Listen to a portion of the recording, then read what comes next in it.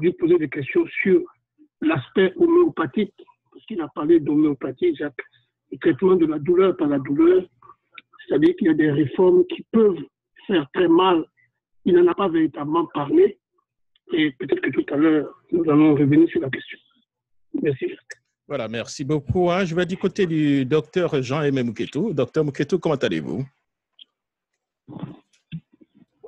Jacques, ça va très bien. Merci de me donner la parole. J'ai écouté avec beaucoup d'attention l'analyse de la situation politico, je dirais, sociale dans votre pays, la Côte d'Ivoire.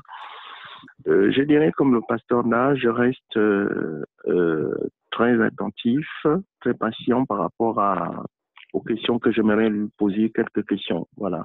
Voilà, merci beaucoup. Monsieur Laurent Agueyi, vous aussi, allez-y. Merci, commandant Jacques. Et d'abord, bonsoir, et bonsoir, Dr Mouketou, pasteur Da, et tous les autres frères en ligne. Disons, exposition très brillante, mais il a dit une chose, pour boucler la boucle. Il dit le procès de Chablé Goudé Laurent Gbagbo, c'est le procès de la souveraineté de la Côte d'Ivoire et de l'Afrique. C'est pourquoi vous allez constater que dans une crise qui a engendré, qui a vu des mercenaires, des commandos invisibles et tout ça, mais on poursuit Laurent Gbagbo et le jeune Blé Goudé à la CPI. C'est-à-dire, les gens font tout pour nous distraire, pour ne même pas toucher les zones, les rebelles. Et donc, c'est comme si Laurent Gbagbo et Blé Goudé ont fait la guerre à la Côte d'Ivoire. Donc, on doit les juger parce qu'ils ont fait du mal à leur propre pays. Vous comprenez que c'est de la poudre aux yeux. Fatou Bensouda qui avait promis qu'à la fin du procès de l'autre du camp Gbagbo, on va attaquer le camp Ouattara. Mais jamais ils ne vont le faire. C'est pourquoi ils vont aller d'appel en appel juste pour retarder, pour distraire les gens, pour un jour faire fuir Ouattara. D'accord. C'est déplorable, commandant. Il faut que ça s'arrête. Il faut que, mais la justice de Dieu ne ment pas. Alors, on reviendra tout à l'heure. Merci. Merci beaucoup. Voilà, on reviendra tout à l'heure. On prend toute une autre réaction rapidement du pasteur Aka. Pasteur Aka, de façon rapide, comment vous avez trouvé la présentation du docteur Jacques Leroux? Oui, merci, monsieur Jacques. C'est une très, très bonne présentation, très bonne émission. Vraiment, je pense que c'est une émission qu'il faut réécouter parce que il y a eu beaucoup de vérité, d'explications nécessaires même pour l'avenir de la Côte d'Ivoire. Voilà, mais j'aurai une question à poser lorsque la liste sera ouverte. Voilà, merci beaucoup, pasteur Aka. Voilà, alors nous allons revenir à vous tout à l'heure. Nous allons commencer par le pasteur Ndat d'abord. Nous allons voir si notre invité est déjà en ligne. Docteur Jacques Leroux, est-ce que vous êtes déjà là? Oui, je suis là. Voilà. Alors, souffrez un tout petit peu encore. Nous allons prendre à peu près 30 à 40 minutes de votre temps. Questions-réponses. Nous allons prendre maximum avec d'abord nos frères du panel et puis les auditeurs prennent au moins 3 ou 4 questions. Donc, levez les mains maintenant afin que je puisse déjà vous identifier. Et je prendrai 2 ou 3 questions après nos frères donc, du panel. Voilà. On va avec le pasteur Nda. Alors, pasteur Nda, voilà, je vais vous donner peut-être 6-7 minutes questions-réponses avec notre invité. Allez-y. Merci, Jacques. Bonsoir, docteur. Bonsoir. Merci d'être avec nous. Merci d'être avec nous ce soir. Vous êtes spécialiste aussi, expert en histoire moderne, surtout des peuples noirs. Il y a un aspect que vous n'avez pas touché là, et vraiment, je souhaiterais vraiment en savoir un peu plus sur la question. Quelle a été votre approche de l'aspect psychologique vécu par les Ivoiriens, toutes tendances confondues, face à l'une des plus grandes crises? Il y en a eu d'autres, il y en a eu beaucoup, 108, Guébier, il y en a eu celle des Bozo, etc. Mais quelle a été votre approche par rapport à l'aspect psychologique, si vous devez aborder cette question aujourd'hui comme l'une des solutions à une sorte de réforme du tissu social ivoirien. C'est un vaste programme. Hein? Un vaste programme.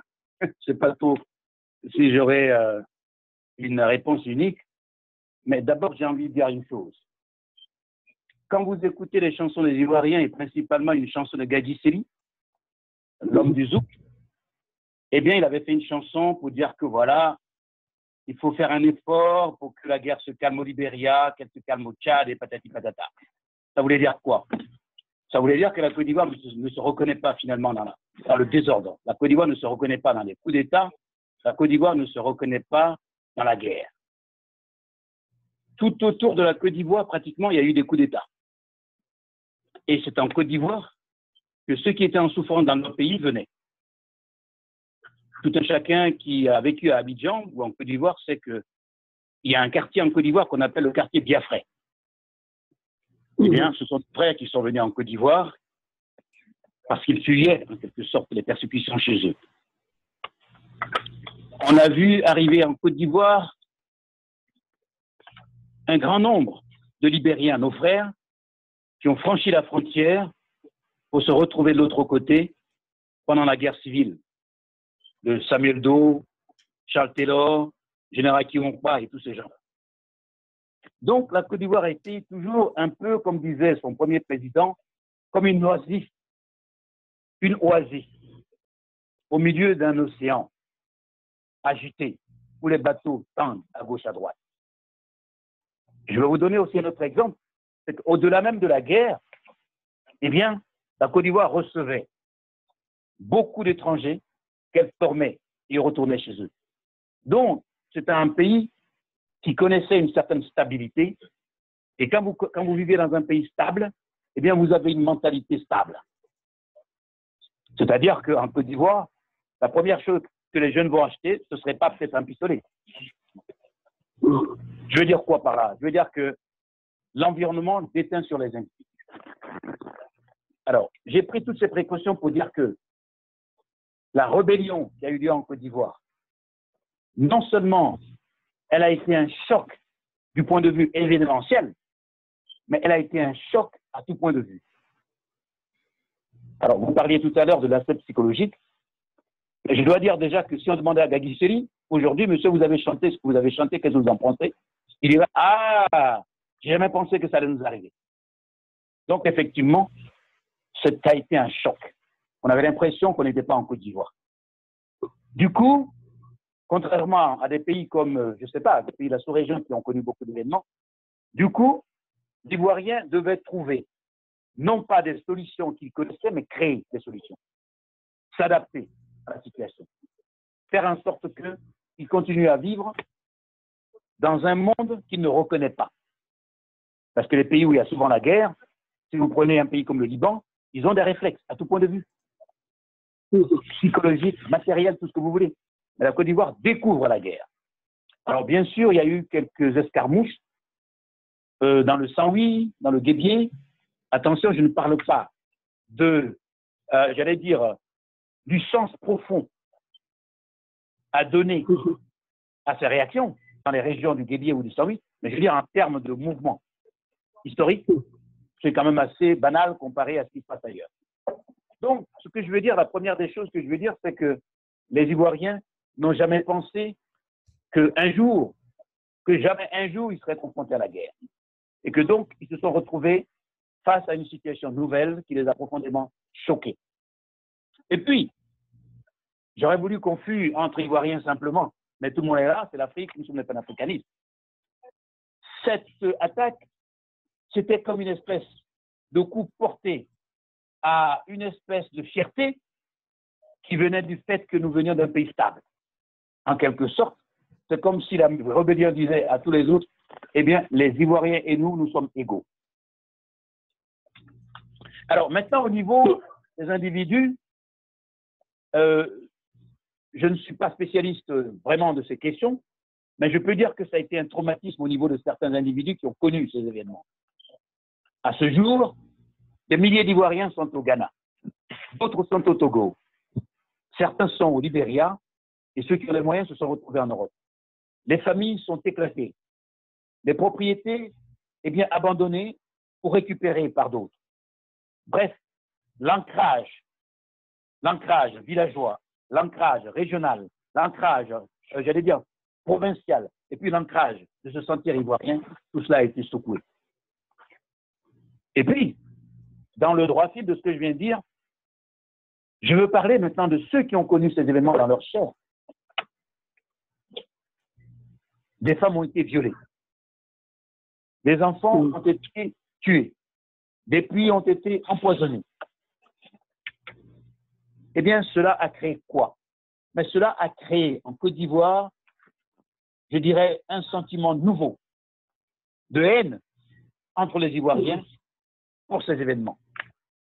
Et c'est pour cela que je disais tout à l'heure que si on veut aller vers la réconciliation, il faudra bien qu'on choisisse entre une réconciliation fondatrice, c'est-à-dire qui prenne en compte, pour moi, tout ce que la Côte d'Ivoire a connu de problèmes, plutôt que d'aller vers une réconciliation qui serait juste faite pour que les élections aient lieu. Donc, en résumé, ce que je peux vous dire, c'est que nous avons en Côte d'Ivoire un peuple malade, nous avons en Côte d'Ivoire un peuple traumatisé, nous avons en Côte d'Ivoire un peuple qui demande réparation, réparation physique, réparation morale et réparation aussi de son contexte. Voilà ce que je voulais vous dire sur la question. Ok, mon dernier point ce soir, merci docteur, je crois que vous avez touché un point important. Et, nous continuons de pleurer tous. Parce qu'il faut le dire, M. Babo Laurent a réussi là où beaucoup n'ont pas réussi. Il a réussi à nous rappeler à tous que, quel que soit là où nous nous trouvons dans le monde, en tant qu'Ivoiriens, ce qui nous touche, ce qui est arrivé en Côte d'Ivoire nous touche tous. Et nous avons tous pleuré, beaucoup pleuré par rapport à cela. Ma dernière question, elle est là, elle est simple. Quelle est la possibilité, quelle forme de réparation faudra-t-il peut-être apporter aujourd'hui, puisque vous avez parlé de ces 4 points, la nécessité, la volonté, la vérité et la réparation. Comment allons-nous y arriver? Est-ce que vous proposez, en fait, vous devez avoir une solution par rapport à cela? Ce soir, nous voulons que vous soyez notre conseil des Ivoiriens, et ne dites pas non, parce que vous avez dit des choses extrêmement importantes ce soir. Comment allons-nous y arriver? Alors là, on est déjà dans le forum de réconciliation. Bon, alors oui, c'est une question importante. C'est une question importante. Comment est-ce que nous allons essayer de faire en sorte que les cœurs, en tout cas, cessent de saigner et qu'on puisse repartir ensemble d'un beau pied pour reconstruire une Côte d'Ivoire nouvelle et apaisée. Donc, la question de la réparation. Alors, quand on dit réparation, évidemment, on pense d'abord à ce qu'on a perdu au sens matériel du terme. Vous avez des populations aujourd'hui de l'ouest de la Côte d'Ivoire qui ont été expropriées. Or, vous savez que la forêt, les terres, c'est la richesse de l'homme. Il faut, de ce côté-là, trouver une solution, de faire en sorte que les gens retrouvent et rentrent dans leurs droits de façon toute naturelle. Il ne devrait pas y avoir trop de discussions là-dessus. En plus, compte tenu qu'ils ont été chassés et que cela a des conséquences, a eu des conséquences automatiquement sur la vie de la famille, puisqu'il y a des enfants qui ne vont plus à l'école, il y en a qui se retrouvent dans un pays anglophone, ils sont en 4e, ils n'ont pas le niveau, et ils ont du mal à suivre en anglais. Donc, pour régler tous ces problèmes-là, il faut non seulement rétablir, par exemple, toute cette zone qui a été touchée, la zone cacaoyère qui a été touchée, il faut la rétablir dans leurs droits. Ça, c'est un point, au niveau matériel. Mais il n'y a pas que là qu'il y a eu des problèmes. Donc, je considère que partout où les Ivoiriens ont eu à perdre, j'allais dire au plan matériel d'abord, eh bien, quelque chose, il faut trouver une solution. Ça suppose que, avant même que de procéder à ces choses-là, à la réparation, il faudrait mettre en place une commission que je qualifierais de commission d'évaluation et qui serait composée par tous les Ivoiriens. J'ai bien dit tous les Ivoiriens. D'autre part, toujours en termes de réparation, certains de nos frères, notamment au nord, se sont sentis brimés. Ils nous ont dit que c'était pour l'ivoirité. Bon, aujourd'hui, ces frères sont au pouvoir. Mais pour ne pas que ça recommence, dans le contexte d'une conférence nationale de réconciliation, eh bien qu'on fasse le point de l'ivoirité. Messieurs, l'ivoirité vous a posé problème.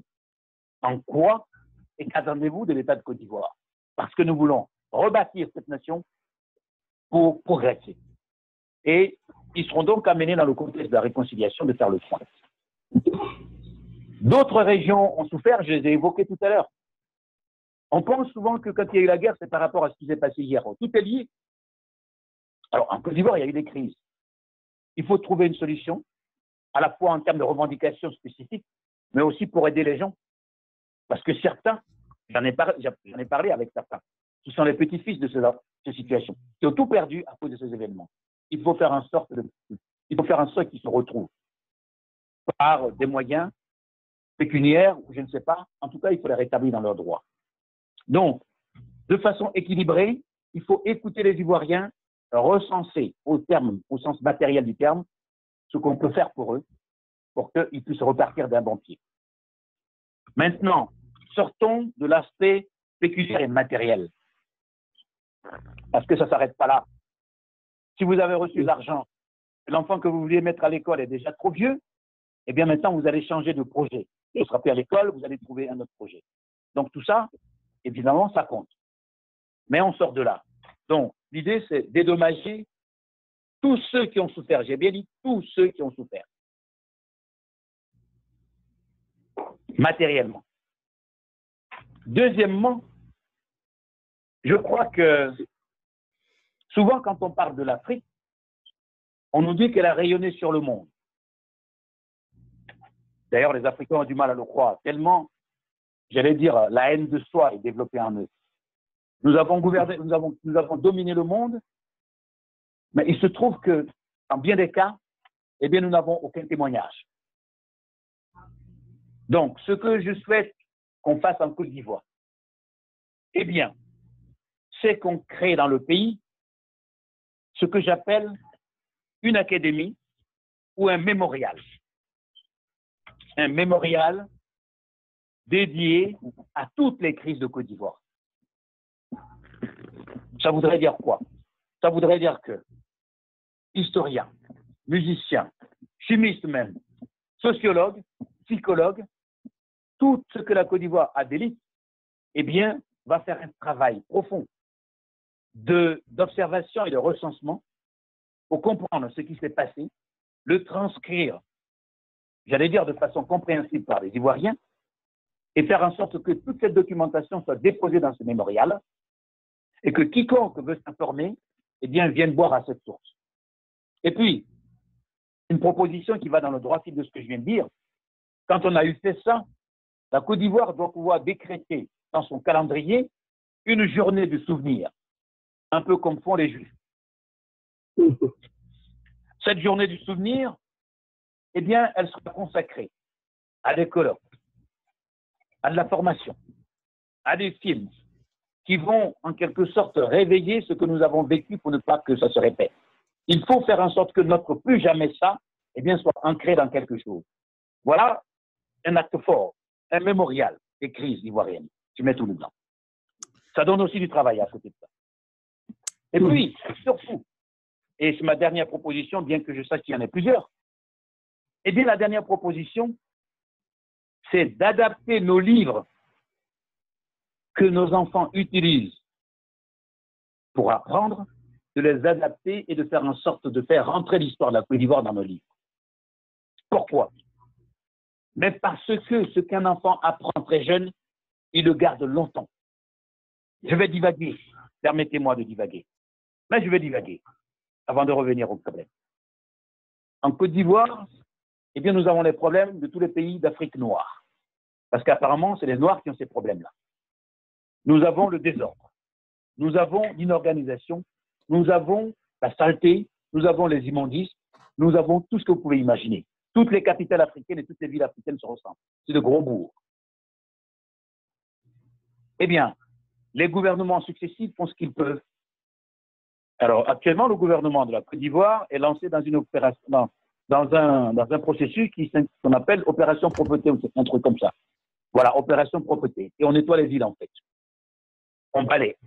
C'est une bonne chose, une très bonne chose. Mais aussi longtemps qu'on ne reviendra pas à la jeunesse pour faire comprendre cela, nous sommes partis pour répéter les mêmes problèmes. Parce qu'il y a ce qu'on appelle le changement de génération. Voilà. Donc, le changement de génération permet, en tout cas, de résoudre des problèmes, parce que quand ils sont aux affaires, ben, ils appliquent ce qu'ils ont appris. Et j'aimerais bien qu'on ait un jour une discussion là-dessus ici, chez Jacques Roger, sur effectivement comment organiser les îles, parce que j'ai des propositions à faire. Mais voilà quelque chose que je voulais dire. Donc, il faut revenir à la base et qu'à la maternelle. On commence déjà par apprendre ce qui s'est passé en Côte d'Ivoire. C'est tout à fait aberrant d'apprendre la guerre mondiale, bien que, c'est vrai, nous avons certains des autres qui ont combattu, mais ils n'ont pas été reconnus. Alors, s'ils n'ont pas été reconnus, je ne vois pas trop pourquoi on va se fatiguer pour ça. Mais c'est bien d'apprendre la guerre. C'est bien de dire qu'en 14-18, il s'est passé ceci, cela. Mais que savons-nous, finalement, sur notre pays? Alors, cette occasion, eh bien, nous permet de remettre, si je peux me permettre, l'histoire à l'endroit. On dit souvent, à quelque chose, le malheur est bon. Donc, faire en sorte que dans nos livres, et j'en appelle maintenant à ceux qui décident en Côte d'Ivoire, faire en sorte que dans nos livres, eh bien, on apprenne l'histoire de la guerre, enfin l'histoire de la Côte d'Ivoire, vraiment, mais du point de vue de nous-mêmes, et non pas du point de vue de ce que les Européens ont écrit, et que donc, dans cet effort de réappropriation de notre identité, eh bien, qu'on inclut, en tout cas, qu'on fasse entrer, j'allais dire, cette partie, cette portion de l'histoire de la Côte d'Ivoire, où à un moment donné, les Ivoiriens se sont détestés et ont posé des actes insupportables. Donc, voilà quelque chose qu'on pourrait faire.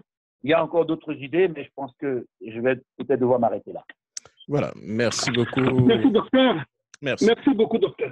Voilà, merci. Voilà. Merci beaucoup, Pasteur Nda. Voilà, alors, quittez rapidement le Pasteur Nda pour aller du côté du docteur Jean-Aimé Mouketou. Alors, docteur Mouketou, vous avez vos deux questions aussi, allez-y.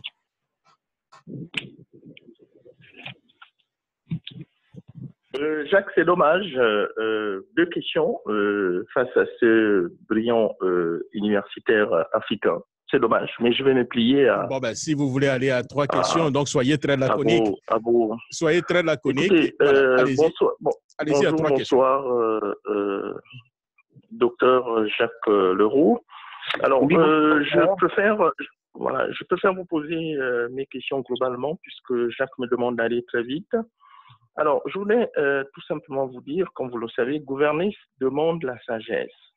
Est-ce que, selon vous, cette sagesse existe dans votre pays, la Côte d'Ivoire, depuis le décès, je crois en 1993, de Nana Houphouët? Telle est ma première question. J'ai suivi votre présentation avec beaucoup d'intérêt, votre brillante présentation avec beaucoup d'intérêt. Vous avez parlé du médicament qui avait été proposé par Madagascar pour soigner le Covid-19. Pourquoi votre pays, la Côte d'Ivoire, n'est-elle pas prête jusqu'à ce jour à l'expérimenter? N'est-ce pas là, docteur Jacques Leroux, un bel exemple de coopération sud-sud? Alors, je vais m'arrêter au niveau de la troisième question. J'avais deux petites questions à vous poser aussi, mais je voudrais aussi savoir à quoi faut-il impliquer le nombre de morts aussi faible ou bien le taux de victimes aussi faible du Covid en Côte d'Ivoire et de façon générale en Afrique.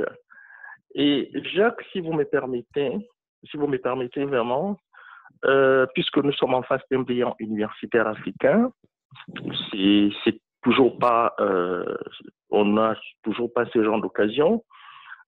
Docteur Jacques Leroux, vous avez entendu parler de l'hypercentralisation de l'État à l'échelle, par exemple, européenne. On peut citer le cas de la France. Et la France, c'est le modèle des pays francophones. J'aimerais avoir votre avis, puisque vous savez bien que cette hypercentralisation a montré des limites. Comment faut-il remédier à cette situation? Donc, je m'arrête là. J'avais une question sur l'élection présidentielle, mais je ne vais pas aller au-delà de l'élection présidentielle dans votre pays, mais je préfère m'arrêter là. Sur la réconciliation, donc voilà. Merci beaucoup, docteur Jean. Aimé Mouketou, alors, docteur Jacques Leroux, allez-y. J'espère que vous avez pris note. J'ai pris note et j'ai vu que c'était 4 questions très difficiles. C'est bien le docteur Jean-Aimé Mouketou, hein, voilà.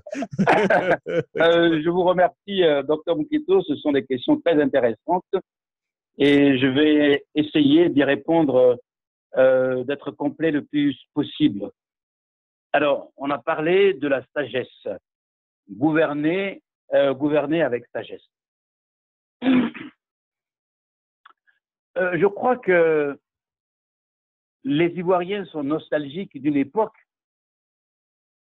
au cours de laquelle, effectivement, ils avaient l'impression de vivre dans une famille avec une mère et un père bienveillants, qui, ma foi, couvraient tout le monde, s'occupaient de tout le monde, résolvaient les problèmes. Et moi, je peux en témoigner puisque j'ai été étudiant en Côte d'Ivoire. Nos amis, les pays voisins, qui venaient nous voir, n'arrivaient pas à comprendre tout ce luxe que nous avions. On était bien payés. D'une cité universitaire à une autre cité universitaire, on ne prenait pas le bus, on prenait le bus des étudiants. Ça veut tout dire. Donc, effectivement, le contexte se prêtait à tout ça parce qu'on avait à la tête de l'État quelqu'un qui se considérait non pas comme un président, mais comme un père. J'ai entendu dire d'ailleurs, mais ça ne concerne plus l'ancien président de la Côte d'Ivoire, mais un autre président francophone, décédé aujourd'hui, j'ai entendu dire que des Français, me semble-t-il, peut-être des journalistes, lui demandaient un peu comment il gérait la cagnotte de l'État. Et il avait dit, il n'y a pas de corruption. Je suis un chef de famille, donc je dois agir hors budget. En Afrique, on n'agit pas avec le budget. Si c'est 200 millions pour tout le pays, il faudra peut-être trouver de l'argent maintenant pour les funérailles et autre chose. Donc, c'est dans ce cocon qu'on vivait en Côte d'Ivoire. Mais je n'oublie pas, puisque vous avez parlé tout à l'heure un peu de la centralisation de l'État, eh bien, je n'oublie pas que la Côte d'Ivoire était un État centralisé quand même. Parce que parmi les pays francophones, je pense que la Côte d'Ivoire fait partie du peloton de tête des pays qui, je suis méchant de le dire, mais ont été comme une espèce de pâle copie finalement de la politique française et des institutions françaises. Quand vous regardez les constitutions françaises et les constitutions africaines, francophones, c'est la même chose. Chez eux, ils ont ce qu'ils appellent l'article 49.3 qui donne plein de pouvoirs à leur président pour prendre des dispositions par rapport à des situations particulières. Mais en Côte d'Ivoire, nous avons un article dont j'oublie le nom qui permet de faire des changements importants. Par exemple, c'est cet article qu'on a utilisé pour que M. Ouattara soit candidat.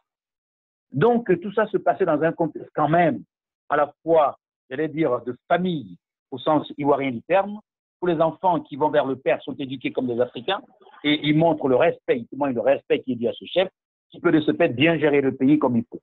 Je veux dire quoi par là? Je veux dire que la tradition africaine, eh bien, à cette époque-là, était encore très forte. Or, qu'est-ce qu'on regarde aujourd'hui? Qu'est-ce qu'on voit? Bon, aujourd'hui, il y a beaucoup de changements. Les jeunes Africains ne parlent plus d'autres langues. Ils ne parlent plus leur langue. Ils ne savent pas qui était Houphouët-Boigny. Ils ne le savent pas. Donc, la sagesse dont il s'agit, eh bien, elle n'est plus la même. Elle a été, pour ainsi dire, évacuée dans d'autres aspects de la vie. Et ça dépend maintenant aux Ivoiriens de savoir s'ils ont envie, et ça c'est une question de civilisation, s'ils ont envie de conserver leur identité tout en l'adaptant à la vie d'aujourd'hui, auquel cas on regarde un peu comment on vivait et on l'intègre dans la vie d'aujourd'hui, ou alors on perd tout comme ça se passe aujourd'hui et on avance, on avance, on avance.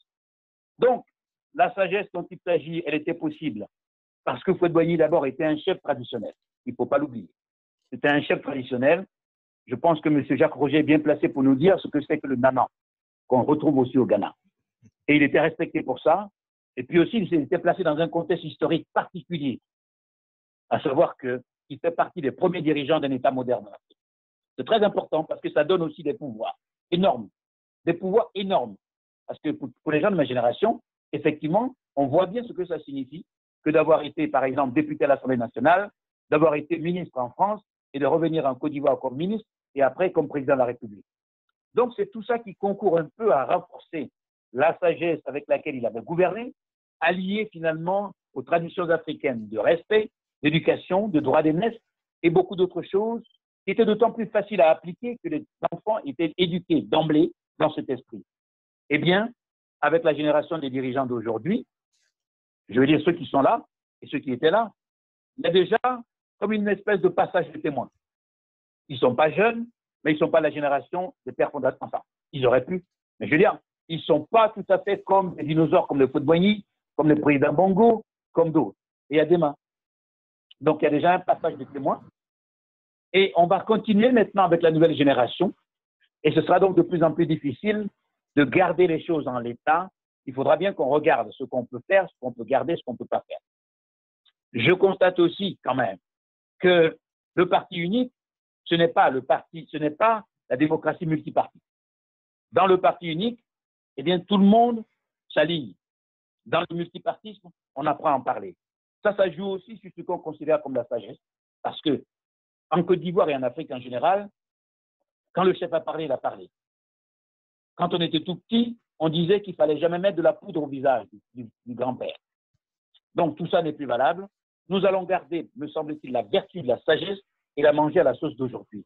Il faut chercher les moyens.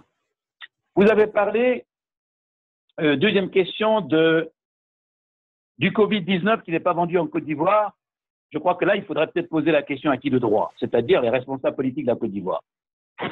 Mais en tant que citoyen, en tant qu'Ivoirien, je me pose quand même quelques questions. Parce que, comme on dit souvent, lorsque votre maison a pris feu, eh bien, vous ne regardez pas la couleur de l'eau pour éteindre le feu. Qu'elle soit pure, qu'elle soit sale, c'est de l'eau. Aujourd'hui, un pays, Madagascar, a trouvé, en tout cas, un remède qui marche. Parce que quand on regarde les chiffres à Madagascar, comparés au reste de l'Afrique, qui n'est déjà pas si mal loti, eh bien, c'est pas rien. Là-bas, il n'y a presque pas de cas comme on en trouve ailleurs.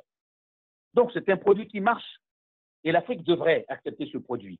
J'ai vu le président de Madagascar à la télévision qui recevait le ministre de la Défense de la Guinée-Bissau, qui était là, comme représentant de la CEDEAO, pour réceptionner donc le médicament, le Covid-19, et le répartir dans les pays africains francophones. Certains l'ont accepté, d'autres ont traîné les pieds. Je sais qu'au Sénégal, la commission scientifique eh bien, a dit oui au produit, et paradoxalement, il y a maintenant un comité d'éthique qui traîne les pattes. Donc, je ne suis pas dans le secret des dieux. Je ne sais pas pourquoi en Côte d'Ivoire on n'utilise pas le Covid-19 alors que ce médicament a fait ses preuves. Il faudra donc poser la question à ceux qui sont en charge. Est-ce une question scientifique, d'ordre scientifique? Est-ce que nous n'avons pas confiance en ce médicament? Est-ce qu'il y aurait peut-être des choses que nous ne maîtrisons pas, qu'on ne dit pas?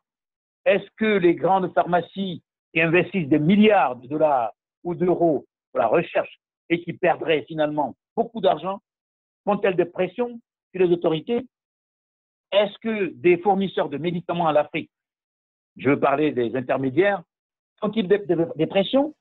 Je n'en sais rien. Je dois dire que je n'ai pas la réponse, mais ça me paraît absolument étrange qu'avec l'incendie, on ne veuille pas éteindre le feu avec l'eau qu'on a trouvée.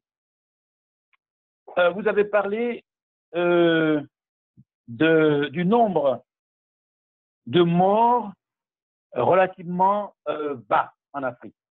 Ben là encore, c'est une question qu'il faudrait poser aux spécialistes de la question, puisque là, on parle de maladies, et je ne suis pas spécialiste, mais j'écoute à droite et à gauche, donc je peux répercuter ce que j'aurais entendu par-ci, par-là.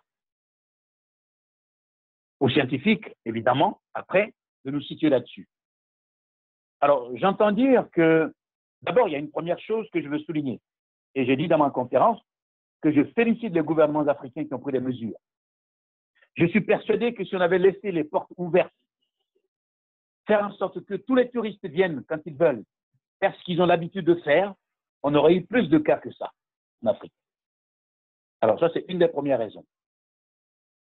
La deuxième raison, j'ai écouté des scientifiques, parce que je n'en suis pas, j'ai écouté des scientifiques dans ce domaine qui disent qu'au fond, il y aurait comme une espèce d'immunité non acquise à la naissance, mais qui se serait développée parce que l'Afrique à utiliser, tout Africain utilise énormément d'antipaludéens parce que nous sommes soumis aux morsures, aux piqûres de moustiques dans toute notre vie en Afrique.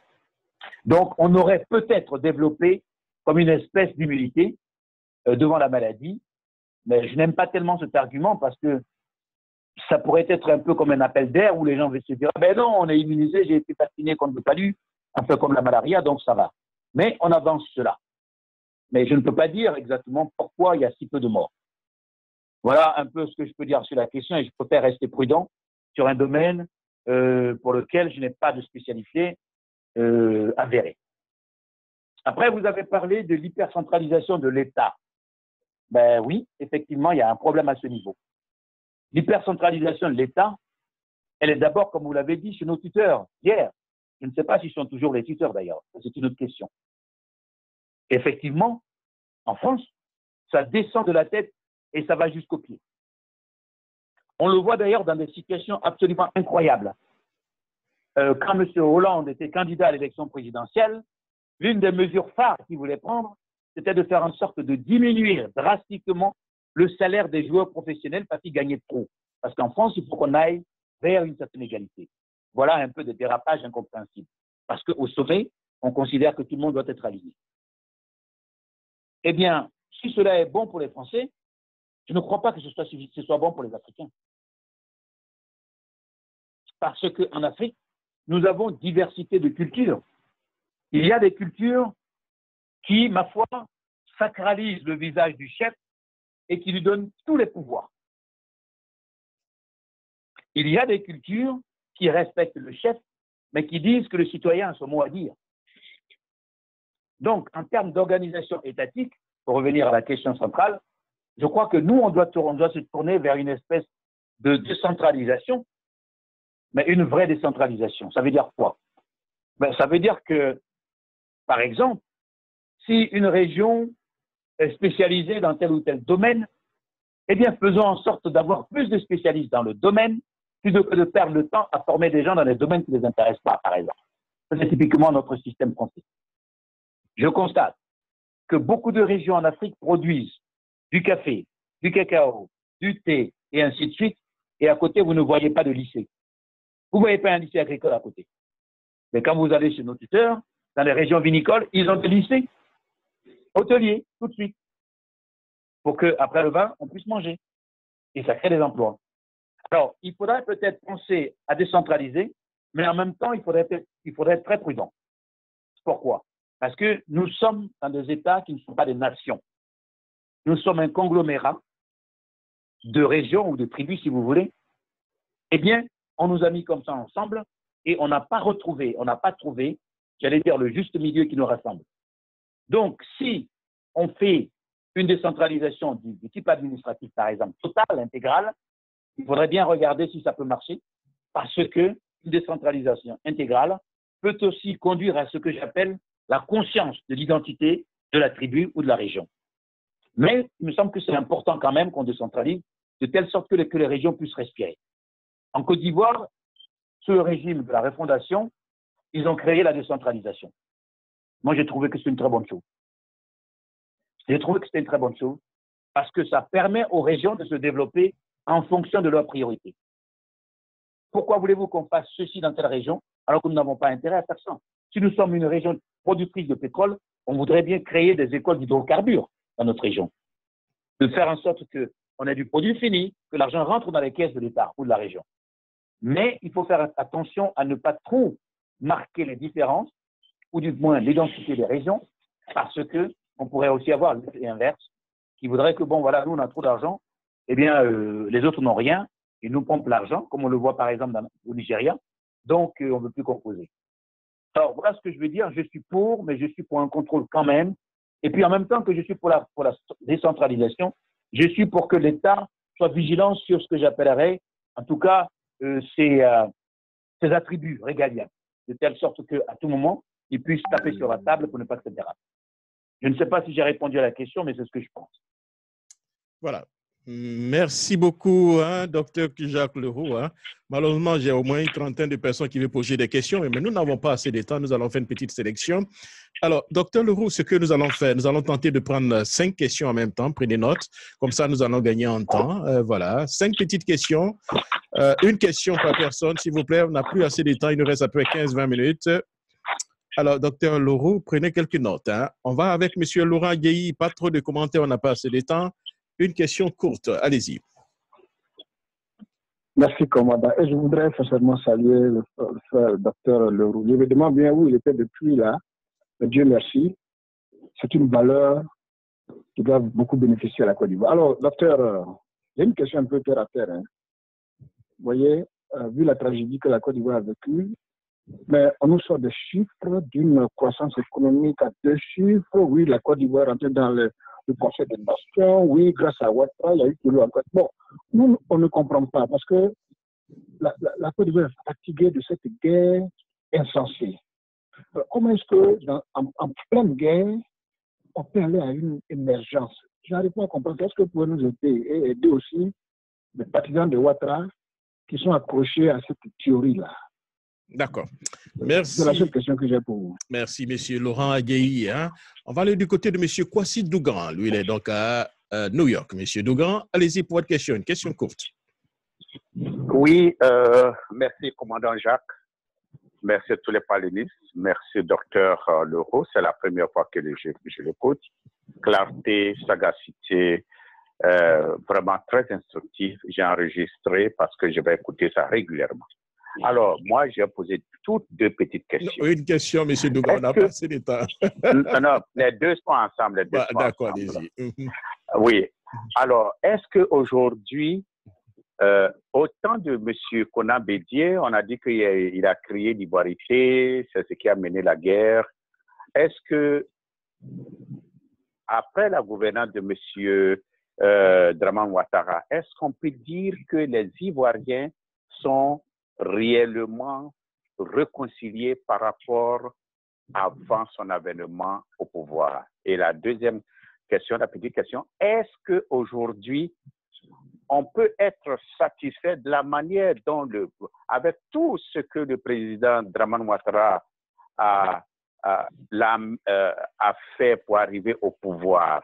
Est-ce que les Ivoiriens peuvent dire oui, l'arrivée de M. Draman Ouattara au pouvoir en Côte d'Ivoire a été une bonne chose pour le bien-être des Ivoiriens? Merci parce qu'un beaucoup. Gouvernement s'est procuré le bien-être à ses populations. Est-ce que les Ivoiriens peuvent dire ça? Merci. Merci beaucoup. On ne fait pas comme M. Kwasi Dougan. Une question seulement. On n'a pas assez de temps. Hein? Voilà, c'est pour vous. Voilà. On va aller rapidement de M. Lamine Touré. Rapidement, une petite question. Pas de commentaires. Oui, bonsoir M. Jacques Roger, bonsoir à votre invité. Donc, rapidement, je voudrais lui demander, puisqu'il disait que la Côte d'Ivoire, c'est comme si la Côte d'Ivoire s'était retrouvée dans une situation dans laquelle elle ne se retrouve pas. Donc, ma question est de savoir, est-ce que la guerre n'a pas été imposée aux Ivoiriens, surtout ceux du Nord? Surtout que nous, quand on sait que d'abord en 2000, il y a eu un charnier, alors qu'on n'a pas trouvé de coupable réellement. Et en plus, tous les candidats qui se reconnaissaient, en tout cas dans cette partie de la Côte d'Ivoire, ont été recalés aux élections présidentielles. Et enfin, quand il y a eu, comment ça s'appelle, les journées de la réconciliation nationale, où des recommandations ont été faites, notamment remettre reconnaître la nationalité du président Ouattara. Quand tout ça n'a pas été reconnu et que finalement une partie du peuple du Côte d'Ivoire se sent brimée, est-ce que justement la guerre n'a pas été imposée aux Ivoiriens, surtout ceux du Nord? D'accord. Mais non, non, non, non, non, non, non, non, non, il ne pourra même pas répondre, monsieur, je vous en prie, voilà, il ne pourra même pas répondre. Et je ne sais même pas s'il peut répondre à toutes ces questions parce qu'on n'a plus assez de temps. Hein. Voilà. Alors, on va prendre encore deux autres questions et permettre à monsieur Jacques Leroux de s'essayer et d'être aussi très laconique par rapport à ces questions. On va aller du côté de New York avec le président de la communauté. Bon, là, il s'intervient en tant que musicien sur Kwasi, bien sûr. Hein. Monsieur Kwasi, allez-y pour votre question. Hein. Monsieur Lucien Kwasi, est-ce que vous nous entendez? Alors, si nous avons perdu Monsieur Lucien Kwasi, on va aller du côté de Madame Nyoa. Madame Nyoa, du côté de l'État de Maryland. Madame, allez-y pour votre question. Allô? Oui, Madame Nyoa, allez-y. Bonsoir, Jacques. Bonsoir, Madame. Bonsoir à notre invité et à notre cher frère. Félicitations pour son débat. J'ai une petite question pour lui concernant l'avenir de notre pays.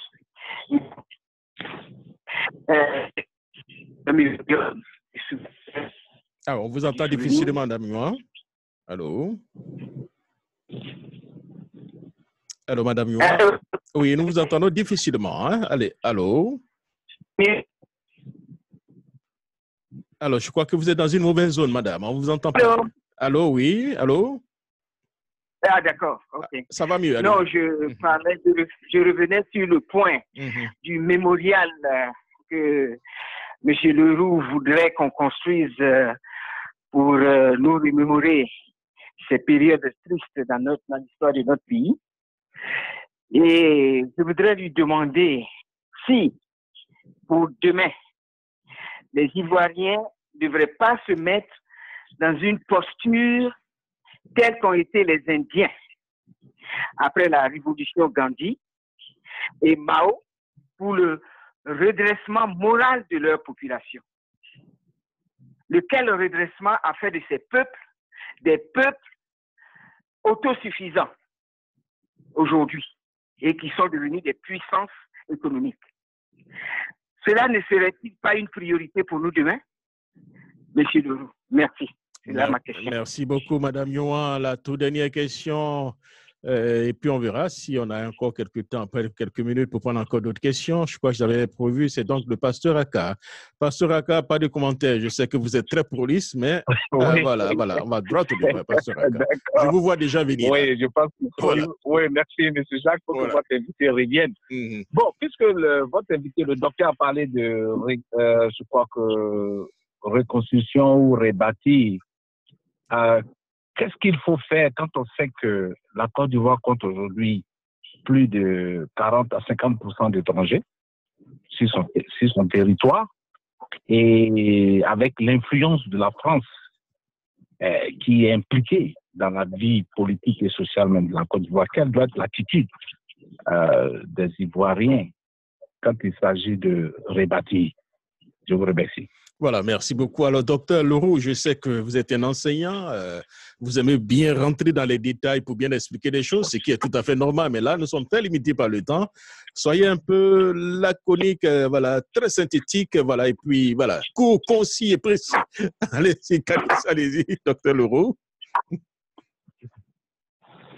Ça fait beaucoup de questions, il faudrait deux conférenciers. Bon. D'accord.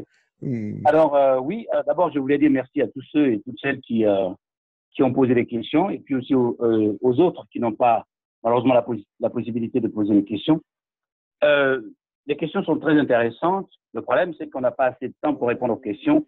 Et puis, parfois, j'aurais eu besoin, par exemple, pendant que la personne qui pose la question parle, eh bien que je puisse lui demander des éclaircissements, ça ne sera pas le cas. Donc, on va se débrouiller avec les moyens du bord. Alors, ce que la question que je vais vous poser, est-ce que là, vous pouvez encore donner quelques minutes ou bien ça sera une autre fois? Qu'est-ce que vous en pensez? Ah ben, si je peux répondre à quelques questions, ça c'est sûr. D'accord, allez-y, allez-y. Bon, alors, on a parlé de croissance à 2 chiffres. Et, bon, j'ai pas tout compris, mais on se demandait aussi comment on peut parler d'émergence pendant la guerre. Bon, alors, je crois qu'on n'est plus en guerre, j'espère bien. Et donc, le pouvoir en place a mis en place, a essayé de traduire dans les faits ce mot à la mode, parce que je le retrouve aussi au Sénégal, je le retrouve ailleurs, l'émergent. J'ai l'impression qu'on sert toujours comme ça des poncifs aux Africains, et puis voilà, ça les occupe en fait, sans travailler à la base. Donc, émergence dans la guerre, je ne me retrouve pas là-dedans. Par contre, parler d'émergence, oui. Alors, pour revenir donc au terme spécifique d'émergence et la façon dont il est appliqué, eh bien, j'ai l'impression qu'en Afrique, eh bien, on ne se donne pas les moyens, mais on se lance quand même. Parce qu'il y a des critères très précis pour être émergent, parmi lesquels, effectivement, il y a toute la structure, hein, l'infrastructure, en fait. Mais au-delà de ça, il y a aussi la dimension humaine, par exemple. Il y a le nombre d'étudiants, il y a le nombre de gens qui savent lire, il y a le nombre de personnes qu'on soigne, il y a beaucoup de choses dans l'émergence. J'ai l'impression que les Africains sont partis simplement sur le côté visible de l'émergence, à savoir que, bon, ben voilà, on construit, et puis ça sera l'émergence. Donc, de ce côté, je pense que les Africains ont tout faux parce qu'ils n'ont pas tout intégré.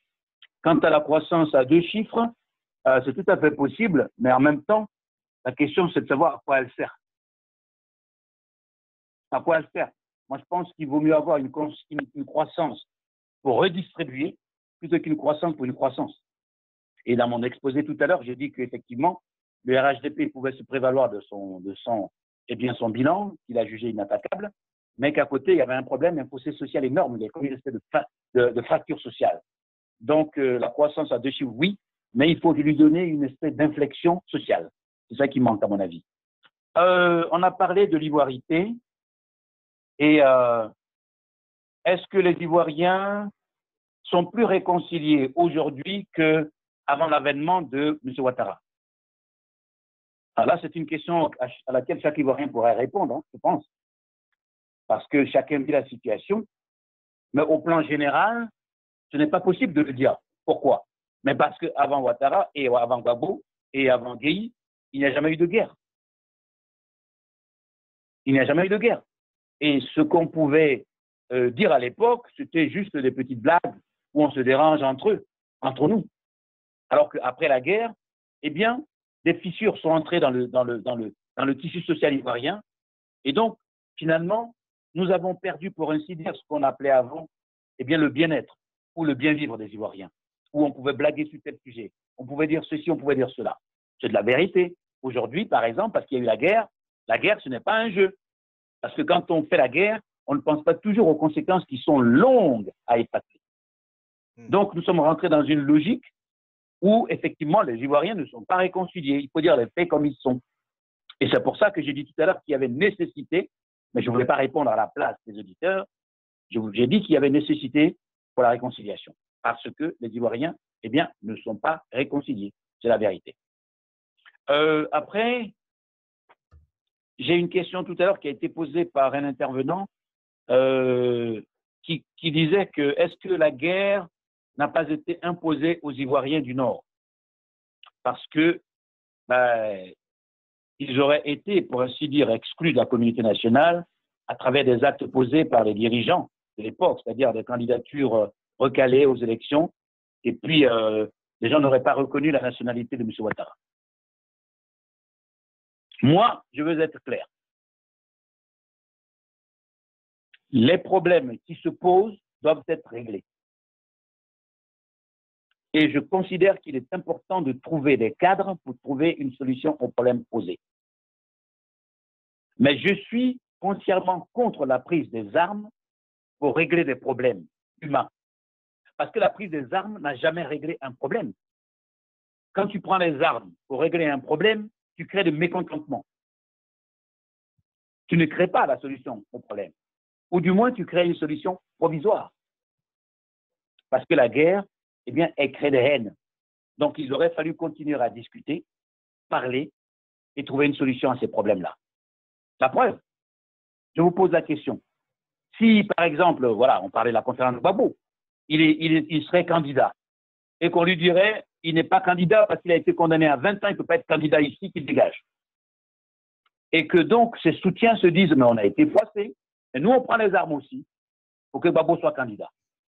On va rentrer dans un cycle infernal et on n'en sortira pas. Donc la grande leçon, on a essayé la guerre, on a vu ce que ça donnait. Je dois dire plus jamais ça.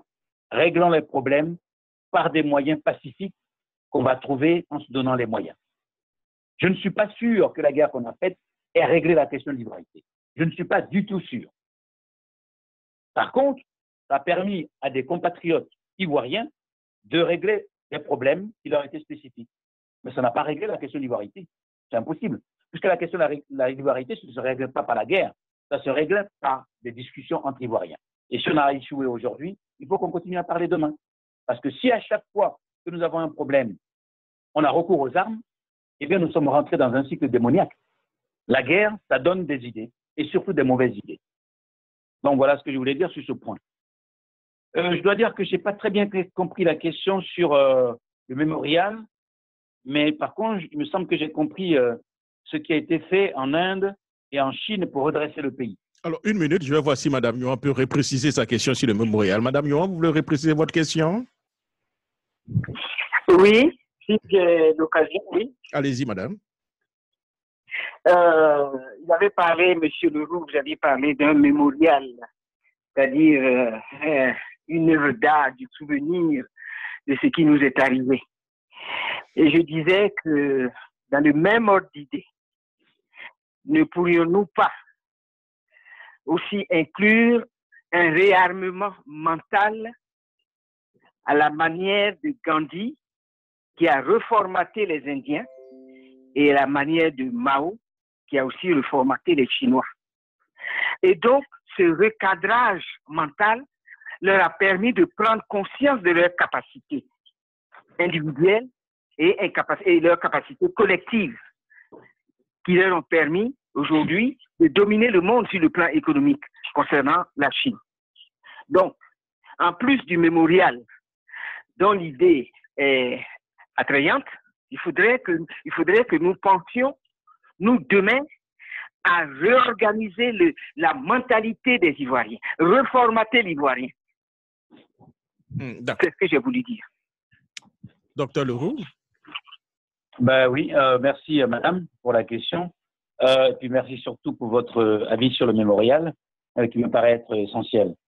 Alors, parler du réarmement des Ivoiriens, mental des Ivoiriens. Je crois qu'il y a des conditions à remplir. Une première chose que je remarque, c'est que le réarmement de l'Inde dont vous parlez, de la Chine, dont vous parlez aussi, ça a été fait par des leaders historiques. Gandhi, c'est un grand leader. Mao, c'était aussi un grand leader.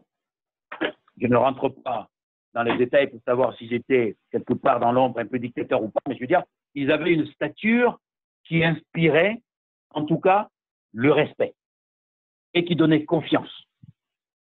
La question, où est le Mao ivoirien? Où est le Gandhi ivoirien qui aura cette stature pour procéder finalement au réarmement mental des Ivoiriens? Ça, c'est la première chose. La deuxième et dernière chose, c'est que non seulement ces gens avaient cette structure forte en eux-mêmes, ils avaient une légitimité aussi, mais l'époque historique où ça se passe est un contexte totalement à part. Nous sommes dans un contexte, j'allais dire, où on a d'un côté le bloc de l'Est et de l'autre côté le bloc de l'Ouest. Donc, il y avait encore des choses qu'on pouvait faire plus facilement à l'époque qu'aujourd'hui. Quand on pense à la Grande Marche, à tous ces millions de gens qui sont morts pour que justement ils comprennent qu'ils peuvent se prendre en compte, est-ce que cela est envisageable aujourd'hui? Et puis, quelle serait la légitimité? Qui aurait la légitimité de porter ce drapeau? Est-ce un président de la République élu pour 5 ans? Est-ce le président du directoire des rois et chefs traditionnels de Côte d'Ivoire? Qui, au fond, va porter cette toge, finalement, du sage, qui va permettre de réarmer les Ivoiriens? Et après, c'est quoi réarmer les Ivoiriens? On se base sur quoi? Nos traditions qui sont éclatées, on se base sur les intellectuels. Vraiment, ce serait intéressant, mais je ne vois pas comment cela serait possible dans l'immédiat, parce que j'ai l'impression qu'il nous faudrait, j'ai peur du mot parce qu'on va mal le comprendre, comme une espèce de transition intellectuelle, d'abord, qu'on se retrouve et qu'on puisse trouver les moyens de le faire parce que le contexte a changé, la situation politique est nouvelle, et puis aussi, il y a multiplicité de partis, il y a multiplicité de positions, et puis on a la liberté que n'avaient pas les Chinois. D'accord. Les Indiens, par contre, n'avaient peut-être pas la chicotte, comme en Chine, mais ils ont leur religion quand même, qui font et qui fait qu'ils se retrouvent. Quand je parle de la Chine, quand je parle de l'Inde, j'ai en face de moi 2 photos. Ce sont 2 photos de ce que j'appellerais des États déjà formés. Ce sont des civilisations très anciennes où une certaine discipline déjà aussi existe et où on a peur, par exemple, de voir que les actes qu'on pose, eh bien, salissent finalement l'image de la famille. Je peux en parler un tout petit peu. En ma qualité de professeur de lycée à l'époque à Baton-Rouge en Louisiane, un jeune Vietnamien était venu me voir pour me dire « Monsieur, est-ce que vous pouvez vous débrouiller pour me donner un B parce qu'on a la réunion des parents profs et ma mère me tuerait. » J'ai dit « Pourquoi ?» Il m'a dit « Parce que dans notre communauté, on ne supporte pas d'être au niveau d'un B. Si vous me donnez la chance, eh bien, je vais vous prouver tout au long de l'année que je peux faire l'affaire. » On s'est débrouillé, il a eu son B. Il était parmi les meilleurs parce qu'ils appartiennent à des civilisations qui sont très structurées, très organisées. Donc, oui, l'idée n'est pas mauvaise. La question est maintenant la légitimité de ceux qui vont la mettre en place. Qui sont-ils? Là, l'interrogation persiste. Voilà. Dernière question. Oui. Allez-y, docteur. Allez-y. Alors, dernière question. 50% d'étrangers en Côte d'Ivoire. Les Ivoiriens, que doivent-ils faire face à cette situation? Je dois vous dire que c'est une question assez difficile. D'abord, je n'ai pas les statistiques, donc je n'en sais rien. Apparemment, les statistiques officielles, c'est 26% d'étrangers, me semble-t-il. Oui, mais ça, c'est depuis 20 ans. Ça, c'est depuis 20 ans, hein, depuis 1980, 99, hein, à la veille du coup d'État. Voilà, 26%. Bon. Bon, voilà. Bon. Donc, je n'ai pas les statistiques, oui. Mais je sais qu'il y a pas mal d'étrangers, parce qu'on est tous Ivoiriens, on habite là-bas, on voit. Il y a beaucoup d'étrangers, nos frères de la sous-région, nos sœurs, qui sont venus en Côte d'Ivoire pour un meilleur avenir, une meilleure vie. Je crois qu'il y a quelque chose à dire. Il y a ce que je crois être du domaine, j'allais dire, institutionnel, et puis il y a ce que je crois être du domaine de la vie de tous les jours. Au niveau de la vie de tous les jours, mais il n'y a absolument rien à faire. Parce que les règlements et les lois de la CEDEAO sont clairs. C'est un espace libre. On n'a pas besoin de carte de séjour pour aller dans ces pays. Les Ivoiriens n'ont pas besoin de carte de séjour pour aller dans la CEDEAO. Et les gens de la CEDEAO, nos frères et sœurs, n'en ont pas besoin a priori. Oui, mais le problème, c'est que la Côte d'Ivoire les applique intégralement, mais les autres pays n'en font pas autant. Hein. C'est là où il y a problème.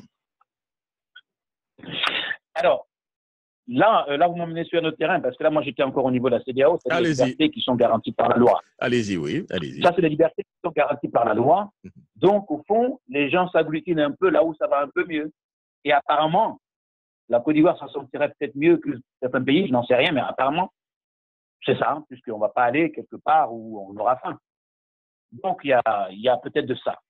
Maintenant, au niveau des droits, je ne sais pas si c'est le sens de la question, que doivent faire les Ivoiriens par rapport à cette situation? Je crois qu'il y a des droits qui sont donnés aux nationaux dans tous les pays du monde. J'entends parler de xénophobie, mais ça n'a pas de sens pour la Côte d'Ivoire. Ça, je le dis comme je le pense. On ne peut pas avoir autant d'étrangers et dire qu'il y a la xénophobie.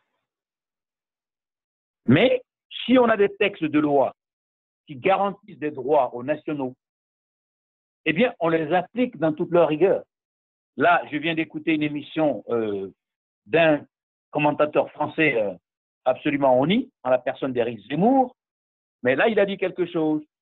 Les allocations familiales doivent être réservées aux Français. Il n'est pas normal que les Nigérians ou des Ghanéens ou des Sud-Africains viennent et qu'ils s'en approprient. Si c'est la loi du pays, eh bien, on l'applique. Et si cette loi n'arrange pas, eh bien, on la change. Mais quand il y a une loi, on l'applique. Alors, je ne sais pas les dispositions qui sont prises en Côte d'Ivoire, mais je sais que les lois en général protègent les nationaux, et bien donc on les applique pour que les Ivoiriens se sentent à l'aise. Quant à ce qu'on pourrait appeler un envahissement, eh bien, pour l'instant, il est tout à fait normal que ça se passe ainsi, parce que nous sommes dans la CEDEAO et les gens peuvent venir s'établir. Our system will end this conference in 5 minutes. To extend this call for 1 hour, please enter the moderator PIN now. par rapport à tel problème. Je prends le cas du terrorisme, par exemple. Si vous avez du terrorisme et que vous êtes de l'Union européenne, vous pouvez dire je rétablis les frontières pour 6 mois ou je fais ceci, je fais ça. Je ne sais pas ce qu'il en est de la CEDEAO. Your conference has been extended for 60 minutes. Des changements profonds doivent être faits plutôt. Alors ça voudra dire qu'il faudra revoir notre position dans la CEDEAO, voir si nous restons et à quelles conditions. Si on ne peut pas rester parce que notre situation, j'allais dire, domestique nous pose problème, eh bien qu'on fasse le choix aussi. Mais ça pose aussi un problème parce que là, on porte un coup à l'intégration, alors que fonctionner en État, petit État solitaire, devant les grands groupes mondiaux, eh bien, ce n'est pas du tout la direction. Donc voilà ce que je peux répondre. En gros, sur la question, il est difficile de dire aux étrangers de la sous-région de ne pas venir en Côte d'Ivoire parce que les lois de la CEDEAO leur permettent de venir et de s'établir. Voilà. D'ailleurs, il y a un passeport de la CEDEAO désormais, puisqu'on va faire plus d'intégration. Voilà Maintenant, si les Ivoiriens ont des lois qui les appliquent pour se protéger, ou alors s'ils pensent que ces lois ne vont pas assez loin, ils ont le droit de prendre des lois et de voir ce qu'il faut faire. Voilà, donc voilà ce que je peux vous dire sur la question. Voilà qui est assez clair. Hein? Voilà. Merci beaucoup, docteur Jacques Leroux. Hein? La dernière série donc, de questions, on va aller rapidement. Pas de commentaires, s'il vous plaît. Je vais tenter d'en voir si M. Lucien Kouassi est là ou bien voilà, on va tenter une dernière fois. Hein? M. Lucien Kouassi, est-ce que vous êtes là? Est-ce que vous nous entendez là? Oui, bonsoir, Jean-Roger. Voilà, bonsoir. Voilà, moi, ma question est courte. Alors, la question est pour le conférencier docteur Leroux. Alors, j'ai ouï lire au niveau du PDCI qu'il y aurait des primaires, mais en même temps qu'on nous parle des primaires où il y a un espoir, on a comme l'impression qu'il y a ce problème, entre guillemets, d'ivoirité. Alors, quelle est votre analyse de, si vous voulez, de ces textes pour les primaires du PDCI RDA? Merci. Voilà, merci beaucoup. Alors, vraiment la dernière. Merci. Monsieur Doumbia, c'est ça. Monsieur Siaka, rapidement, une question courte. Oui, bonsoir, monsieur Jacques Roger. Bon, je n'ai pas suivi l'invité, mais seulement j'ai entendu allez-y à la sa question. dernière conversation. Voilà, donc la question que j'aurais pour lui, c'est que par rapport à tous ces présidents qui se sont succédés après la mort du président Félix Houphouët-Boigny, s'il y avait une note à donner, qui serait le premier à avoir bonne note. Merci. Merci beaucoup. Hein. Je vois venir M. Siaka Doumbia. Monsieur Loès, allez-y rapidement. Allô? Oui, allez-y, Monsieur Loès. Oui. Bonsoir Jacques, bonsoir l'invité. Ma question est très simple. Monsieur l'invité, est-ce que vous pensez que Bensouda pourra porter Alassane et ses acolytes devant une juridiction soit internationale ou nationale pour répondre de leurs actes? Voilà, merci beaucoup. Alors, docteur Leroux, est-ce que vous voulez 5 minutes pour prendre un verre d'eau ou bien nous pourrons répondre à ces questions et puis vous libérer? Je crois qu'on peut répondre en même temps. Allez-y, allez-y, docteur Leroux. Alors, j'ai cru voir 3 questions. La première, c'était par rapport aux primaires et puis la question d'ivoirité à l'intérieur du PDG, me semble-t-il, et ce regard des dispositions qui ont été prises par M. Bédier, si je m'abuse. Corrigez-moi. La deuxième question, c'était qui était le meilleur président, finalement, parce que c'est ça qu'il s'agit. Et la troisième, j'essaie d'aller vite, est-ce que Bensouda pourrait donc traduire Alassane à la CPI? Bon, c'est ça. Voilà. Et pour boucler en même temps, pour vous permettre de boucler, est-ce que vous êtes optimiste pour la Côte d'Ivoire, surtout à la veille donc, de ces élections? Pour finir, qu'est-ce qui se passera? Et puis voilà, et puis vous allez conclure en même temps. Allez-y, docteur Jacques Leroux. Alors, la première question, c'était la question d'ivoirité. On veut faire des primaires, mais en même temps aussi des critères qui en éliminent certains. C'est peut-être ça qu'on voulait dire, en fait. C'est ça. OK. Ben, je pense que ça, c'est une question qui appartient vraiment au PDCI et à ses responsables parce qu'ils ont mis des critères qui, ma foi, barreraient, parce que je ne sais pas, je n'ai jamais vu le passeport, barreraient la route à certains. Je pense notamment à M. Thiam, puisque M. Thiam a dit plus d'une fois d'ailleurs qu'il avait aussi la nationalité française Et puis alors, on a appris par la suite qu'il aurait acquis par son père. Bon, il n'y a pas que lui d'ailleurs en Côte d'Ivoire, hein, parce que ceux-mêmes qui parlent de ça, souvent ils cachent leur passeport ancien, on le sait. Bref, donc cette OPDCI, décidément, a trouvé une solution à cette question, parce qu'il y a deux choses. Est-ce qu'on va vers une élection avec un parti prêt qui aura résolu tous ces petits problèmes, ou est-ce qu'on y va quand même avec tous ces trucs qui vous traînent aux pieds? Alors, il faudra qu'ils regardent pour voir si on peut peut-être, j'allais dire, assouplir. Ah oui, assouplissement, justement. Si on peut assouplir les mesures ou pas. Vraiment, la question dépend du PDCI.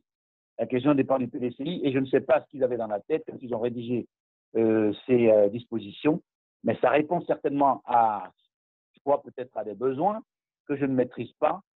Mais moi, je pars du fait que la nationalité, c'est la nationalité. Quoique, parce qu'aux États-Unis, si vous n'êtes pas né ici, vous ne serez jamais président. Donc, des fois aussi, il ne faut pas exagérer dans le libertinage. Mais quand même, je pense que quand on est dans un pays, qu'on y est né, qu'on a grandi, eh bien, ce pays, c'est le même. C'est votre pays. Voilà. Moi, je vois les jeunes qui naissent en Europe, qui naissent ici, qui considèrent ici ce pays comme leur pays. Voilà. Donc, au PDCI de régler ce problème, je ne suis pas vraiment dans le secret des dieux, mais je ne sais pas, je ne connais pas l'objectif. Mais si cela doit démobiliser les militants, ben, je leur recommanderais tout de suite de trouver une solution. Voilà ce que je peux dire. Sur la question du meilleur président, je crois que je ne peux pas répondre à cette question. Je ne peux pas répondre à cette question. Pourquoi? Mais parce que simplement, ce qu'on appelle président, c'est beaucoup de choses. C'est un président, par exemple, qui construit des immeubles. C'est un président, par exemple, qui privilégie le social. C'est un président, par exemple, pour qui la formation des enfants, des étudiants, des élèves est essentielle. C'est un président, par exemple, et moi je me retrouve dans ce président-là, qui fait de la prospective et qui comprend qu'il faut industrialiser l'Afrique plutôt que d'importer, tout bêtement. Parce que quand on industrialise, on produit des produits finis et on est en charge de la fixation des prix des produits. Donc, on gagne plus que quand on vend des sacs de cacao. Donc, je ne peux pas répondre à cette question parce que ça voudrait dire que, voilà, on se met dans un j'allais dire, un moule particulier par rapport aux autres. Donc, je ne peux vraiment pas répondre à la question. Je suis vraiment désolé, mais je vois du travail dans chacun de ces présidents par rapport à un certain nombre de questions qui sont essentielles, par exemple, pour un pays. Les pays du tiers-monde ont besoin d'infrastructures. Mais les pays du tiers-monde aussi ont besoin d'un social, comme disait Houphouët-Boigny, hardi, qui permette donc de donner la chance à tous les enfants du pays d'avoir accès à l'école, d'avoir des bourses, de partir se former partout où ils ont envie de se former et de venir servir leur pays. Donc, vraiment, il y a plusieurs tableaux. Par contre, si la question était qui est le meilleur dans tel domaine, eh bien, je n'aurais pas beaucoup de mal à dire, bon, voilà, monsieur, je ne sais pas, Jacques Roger a fait ceci mieux que l'autre. Voilà. Et puis, d'autre part, n'oublions pas, quand on fait campagne pour l'élection présidentielle, eh bien, on fait campagne sur un programme qui donne à l'avance l'orientation que vous comptez donner à votre politique. Alors, moi, je veux faire du social. Électrifier tous les villages, goudronner tous les villages, faire en sorte qu'il y ait des médecins partout, et parti, et patati pas là. À propos de médecins, justement, j'ai une proposition à faire à ceux qui dirigent et à ceux qui vont venir après. Je trouve absolument scandaleux, je pèse mes mots, qu'on ait des médecins à la retraite qui s'ennuient à la maison, alors qu'en Côte d'Ivoire, il y a tout un ensemble de problèmes de santé à régler. Pourquoi ne pas utiliser ce capital important que nous avons mis des années et des années à former, à l'utiliser, par exemple, à faire de l'hygiène publique dans nos villes et villages? S'ils touchaient 200 000 ces médecins à la retraite, l'État leur donnerait 50 000 en plus et il ferait, par exemple, de l'hygiène dans nos villages. Parce que l'hygiène fait que le parent, il est malade et du coup, il ne peut pas travailler et du coup, il ne peut pas payer l'école de son enfant. De la même façon, et je fais encore des propositions, nous avons des professeurs à la retraite, des milliers de professeurs. Mais ce sont des professeurs qui pourraient servir de tuteurs à nos enfants. On leur donnerait 50 000 en plus, ils seraient contents. Et le résultat, c'est quoi? Mais ce serait la renaissance de l'école ivoirienne. Voilà. D'accord. Merci beaucoup, docteur docteur Jacques Leroux. Ma toute dernière question pour finir. Est-ce que vous êtes optimiste? Et qu'est-ce qui se passera cette année, à votre avis? D'abord, quand on est ivoirien, on doit être optimiste pour son pays. En même temps, ça n'empêche pas d'être réaliste. Alors oui, je suis optimiste pour la Côte d'Ivoire. C'est un grand pays qui a son destin en main et qui est à la croisée des chemins. Soit la Côte d'Ivoire décide de se débarrasser finalement de toutes les entraves qui l'ont, pour ainsi dire, emprisonné pendant des années, soit elle décide de continuer. Mais moi, mon instinct aujourd'hui, c'est que sans oublier toutes sortes de surprises qui peuvent arriver, c'est que j'ai l'impression que les Ivoiriens aujourd'hui ont fait le tour de la question. On a tout essayé. On a essayé le dialogue, on a essayé la guerre, on a vu ce que ça a donné. Eh bien, le temps serait venu, me semble-t-il, de comprendre que quand on tombe, on doit se relever. Donc voilà, encore une fois, c'est tout le mal que je souhaite à la Côte d'Ivoire. Je ne peux que souhaiter, je suis optimiste et j'ai foi en la capacité des Ivoiriens à tirer les leçons de ce qui leur est arrivé pour rebondir. Ouais. Voilà, Jacques, ce que je peux répondre à votre question. Merci beaucoup, docteur Jacques Leroux. Avant de vous laisser partir, votre mot d'espoir pour tous ceux qui vous ont suivi ce soir. Allez-y, docteur. Pardon, est-ce que vous pouvez répéter? Je n'ai pas bien suivi là. Votre mot d'espoir ou bien mot de fin pour tous ceux qui vous ont écouté. Hein? Allez-y.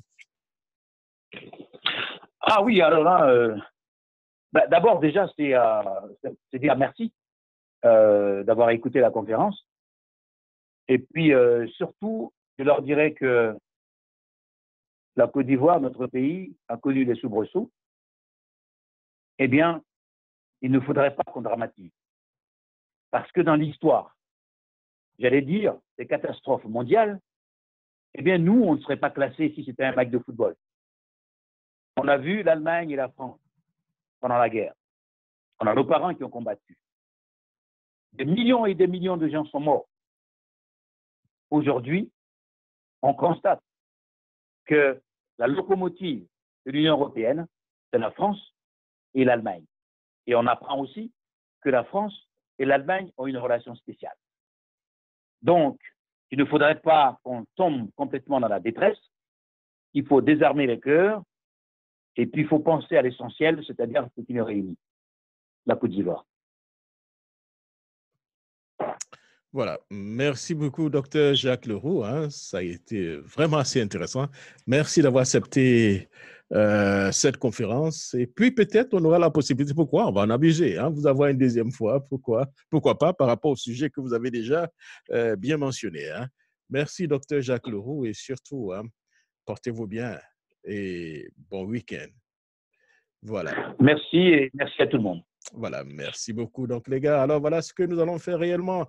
On va prendre au moins 3, 4, 5 petites minutes. Bien, voilà, 5 petites minutes, bien 6 petites minutes pour critiquer un peu la prestation. Hein. Je ne sais pas s'il y a beaucoup de choses même à dire d'ailleurs, du docteur Jacques Leroux, et puis mettre un thème à l'émission d'aujourd'hui. Alors, ce qu'on fera rapidement, on prendra au moins 2 ou 3 personnes hein, qui vont